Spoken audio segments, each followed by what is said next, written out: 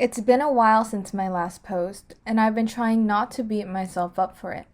To be kind to myself, to give myself grace, to remind myself life happens in cycles, and lately I've been in an off season. Every time I thought I wanted something, life would strip away the illusions and show me I actually didn't want that. There's a different path for me. It feels like tower moment after tower moment. Maybe that's the way of a life path 7.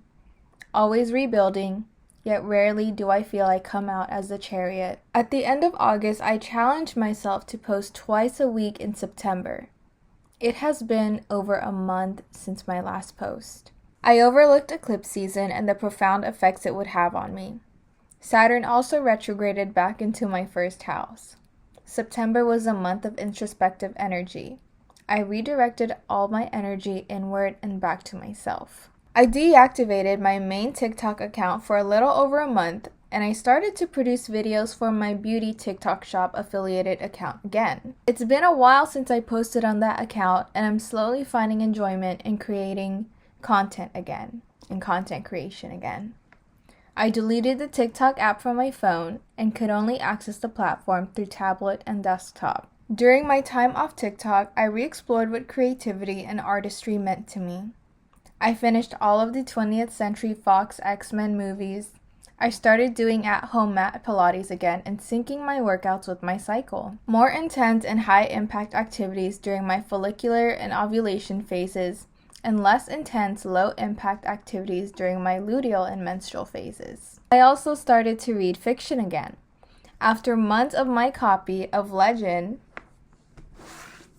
by Marie Lu whispering my name from the top of my bookshelf, I finally walked over and picked it up. I didn't remember much of the story aside from the male main character's name being Day, the dual point of view, and the gut-wrenching love story. I ended up rereading the whole trilogy and getting the sequel that was published years later. I finished one book a week, and now I'm deciding which book from my top shelf to reread. This is my current read. Oh, and I finished my first journal. Okay, there's probably 1 or 2 empty pages at the end, but that's because I wanted to start my next one on October 1st. I wondered and pondered over purchasing a Leuchtturm 1917, but eventually chose to go with the other journal that's been sitting in my storage for the past few years. It's a small red minimalism art bullet journal. It actually said minimalism art here in San Francisco, but the sticker covers it. And the only reason I didn't want to use this journal is because it's the same exact color as my previous journal, but maybe my red era isn't over just yet. When September came to an end and my new cycle had begun, I started to redirect my energy outwards again. I reactivated my main TikTok, posted more on my beauty TikTok, and started to leave the house more. Then it hit me. A huge wave of guilt and urgency. For a brief moment, I shamed myself.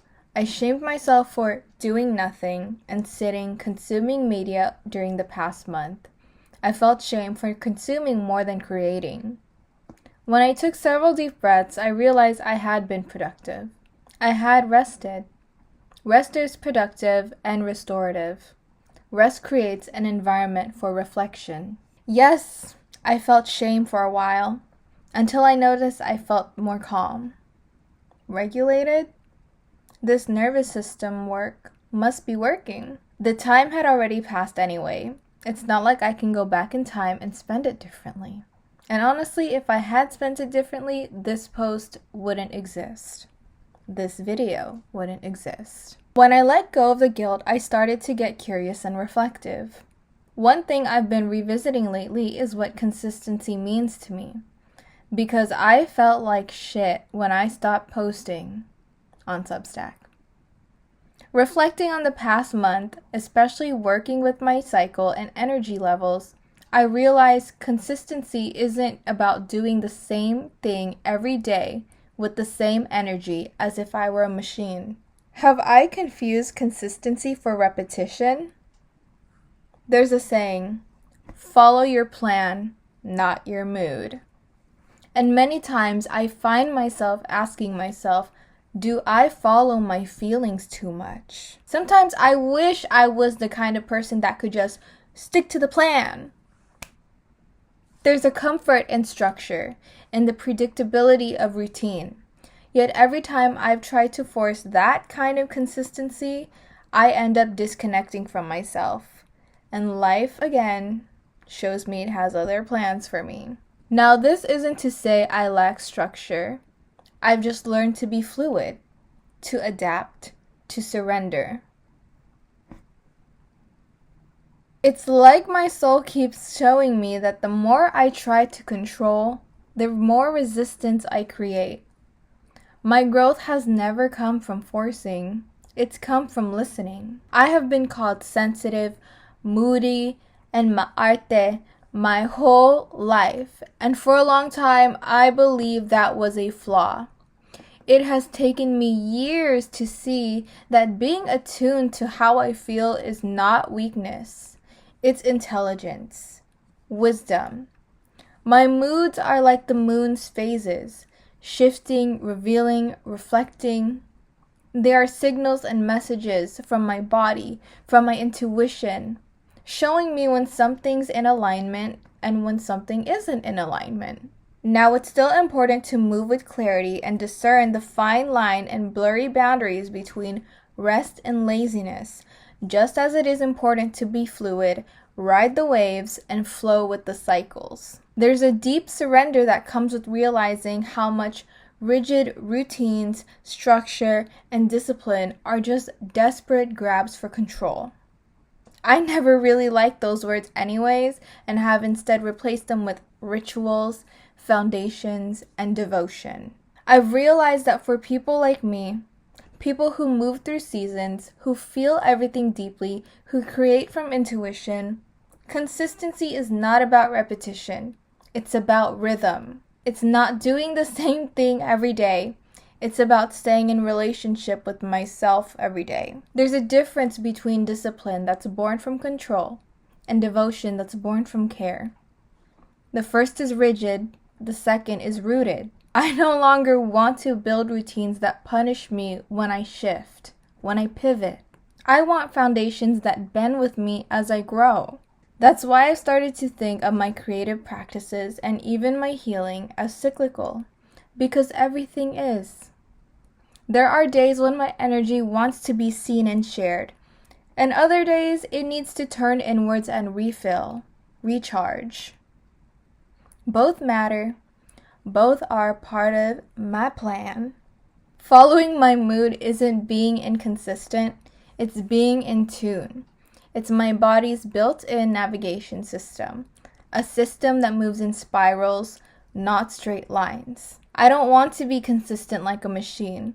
I want to be consistent like nature. The moon waxes and wanes, but she is never off track.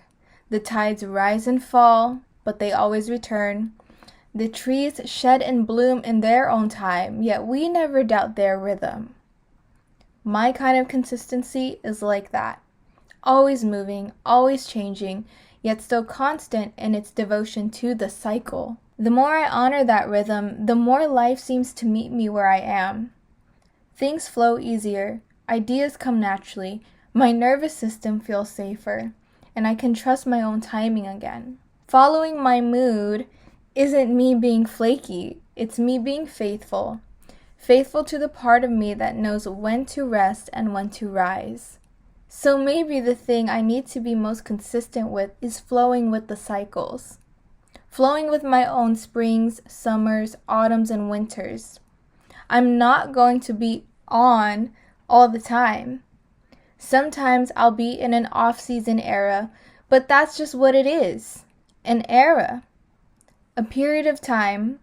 A moment in a cycle. I still show up for myself every day. It's just the how is what varies.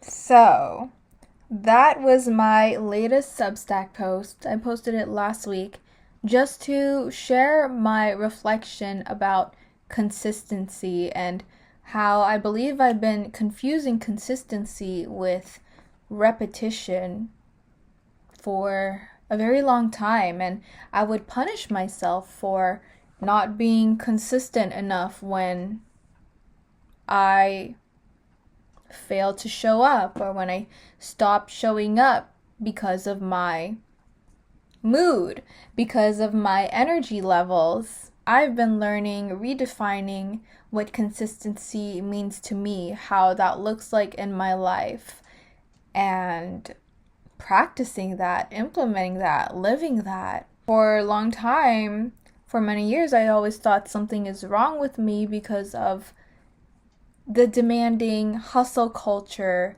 right? Like, show up every day, do the same thing, repeat it until you get the results, and needing to have a lot of energy to show up the same and do the same thing every day. And that's just not me. And I know that I'm not the only one who's like that, so this post, that Substack's post, I'll link it down below as well. This video is for anyone else who feels the same and has maybe been hard on themselves for not being consistent enough. Maybe you also have been confusing, interchanging consistency and repetition, and this is just to share my reflection. I would totally love to hear your thoughts about it, and what consistency means to you. What does that look like to you? How broadly do you define it, or how specifically? Right now in this era of my life, for me, consistency, something that I want to be consistent with, is just showing up for myself, engaging in the things that bring me joy, showing up for myself, and that looks different every day. The how is what varies. The how I show up myself is what differs every day. There are so many things that I want to do, so many things that I love, but in one day, in 24 hours, there's only how much I can do. So the how I show up for myself is what varies every day, but what's consistent, or what I'm really trying to be consistent with, is showing up for myself. Am I making sense? Anyways, I don't want to keep rambling on, so like, comment, subscribe, save, share, repost. What else am I missing?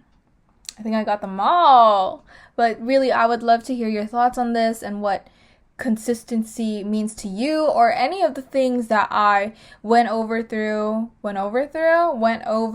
I will see you in my next video. You better be there.